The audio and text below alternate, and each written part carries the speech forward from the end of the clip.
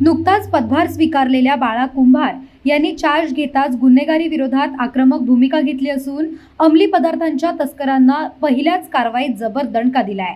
त्यांच्या मार्गदर्शनाखाली करण्यात आलेल्या धाडसी कारवाईत तब्बल 18 किलो गांजा जप्त करण्यात आला असून एका तस्कराला मुद्देमालासह रंगेहात पकडण्यात आलंय।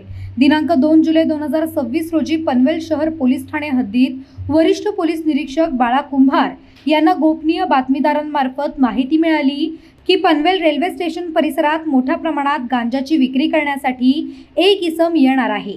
माहिती मिळताच बाळा कुंभार यांनी तात्काळ कारवाईचे आदेश देत PSI देवकते आणि त्यांच्या पथकाला मैदानात उतरवले।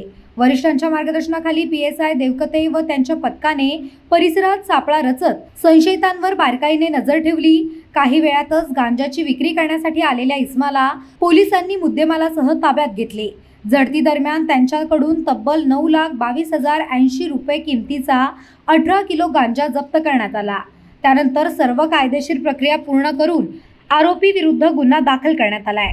या धडाकेबाज कारवाईत पोलीस हवालदार बोरसे तसेच पोलीस कर्मचारी दत्ता जाधव, मोकळ आणि कराड यांनी महत्त्वाची भूमिका बजावली। पनवेल शहर पोलीस ठाण्याच्या या कारवाईमुळे अंमली पदार्थांच्या तस्करीत गुंतलेल्या टोळ्यांमध्ये खळबळ उडाली असून पनवेलमध्ये ड्रग्ज माफियांना थारा नाही असा स्पष्ट संदेश पोलीस प्रशासनाने दिल्याची चर्चा शहरात सुरू आहे। पनवेल, नवी मुंबई आणि रायगड जिल्ह्यातील ताज्या बातम्या आणि नवीन घडामोडी पाहण्यासाठी सबस्क्राइब करा कोकण संध्या न्यूज।